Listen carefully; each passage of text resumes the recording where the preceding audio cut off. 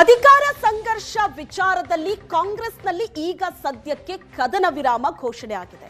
High command ಕೊಟ್ಟ ಸೂಚನೆ ಮೇರೆಗೆ ಸಿಎಂ ಡಿಸಿಎಂ ಬ್ರೇಕ್ಫಾಸ್ಟ್ ಮೀಟಿಂಗ್ ಮಾಡಿದ್ರು. ಮೊನ್ನೆ ನಡೆದಂತ ಮೊದಲ ಬ್ರೇಕ್ಫಾಸ್ಟ್ ಸಭೆ, ನಾಳೆ ಮತ್ತೊಂದು ಸುತ್ತಿನ ಬ್ರೇಕ್ಫಾಸ್ಟ್ ಸಭೆ ಇದೆ.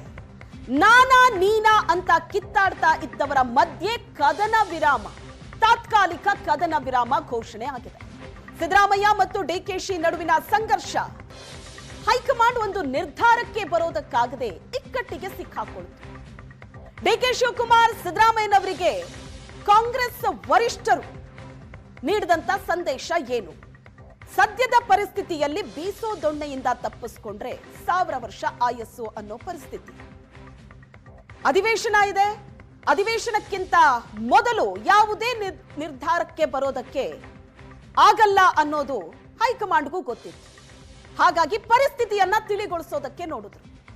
ಇಲ್ಲಿ ಉದ್ಭವ ಆದಂತ ಜಟಾಪಟಿ ಇಲ್ಲೇ ಬಗೆಹರಿಸಿಕೊಳ್ಳಿ ಅಂತ ಸಿಎಂ ಮತ್ತು ಡಿಸಿಎಂಗೆ ಹೈಕಮಾಂಡ್ ಸೂಚನೆ ಕೊಡ್ತು. ಅದರ ಪರಿಣಾಮ ಮೊನ್ನೆ ನಡೆದಂತ ಬ್ರೇಕ್ಫಾಸ್ಟ್ ಸಭೆ, ಅದಾದ ನಂತರ ಪ್ರೆಸ್ ಮೀಟ್, ಈಗ ನಾಳೆ 2ನೇ ಸುತ್ತಿನ ಬ್ರೇಕ್ಫಾಸ್ಟ್ ಸಭೆ ಇದೆ. ಹೈಕಮಾಂಡ್ ಕೊಟ್ಟ ಸೂಚನೆ ಮೇರೆಗೆ ಸಿಎಂ ಡಿಸಿಎಂ ಬ್ರೇಕ್ಫಾಸ್ಟ್ ಮೀಟಿಂಗ್ ಮಾಡಿದ್ರು. ಮೊನ್ನೆ ನಡೆದಂತ ಮೊದಲ ಬ್ರೇಕ್ಫಾಸ್ಟ್ ಸಭೆ, ನಾಳೆ ಮತ್ತೊಂದು ಸುತ್ತಿನ ಬ್ರೇಕ್ಫಾಸ್ಟ್ ಸಭೆ ಇದೆ. ನಾನಾ ನೀನಾ ಅಂತ ಕಿತ್ತಾಡ್ತಾ ಇದ್ದವರ ಮಧ್ಯೆ ಕದನ ವಿರಾಮ, ತಾತ್ಕಾಲಿಕ ಕದನ ವಿರಾಮ ಘೋಷಣೆ ಆಗಿದೆ. ಸಿದ್ದರಾಮಯ್ಯ ಮತ್ತು ಡಿಕೆಶಿ ನಡುವಿನ ಸಂಘರ್ಷ ಹೈಕಮಾಂಡ್ ಒಂದು ನಿರ್ಧಾರಕ್ಕೆ ಬರೋದಕ್ಕಾಗದೆ ಇಕ್ಕಟ್ಟಿಗೆ ಸಿಕ್ಕಾಕೊಳ್ತು. ಡಿಕೆ ಶಿವಕುಮಾರ್ ಸಿದ್ದರಾಮಯ್ಯನವರಿಗೆ ಕಾಂಗ್ರೆಸ್ ವರಿಷ್ಠರು ನೀಡಿದಂತ ಸಂದೇಶ ಏನು?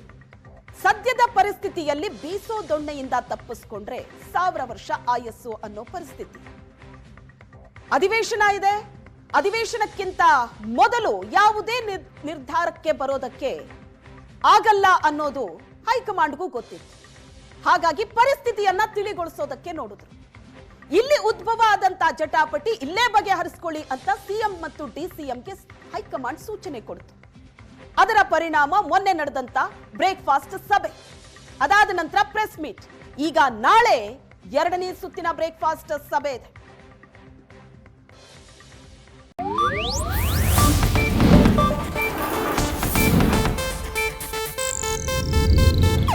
ಇದು ಏಷ್ಯಾನೆಟ್ ನ್ಯೂಸ್ ನೆಟ್ವರ್ಕ್ ಪ್ರಸ್ತುತಿ.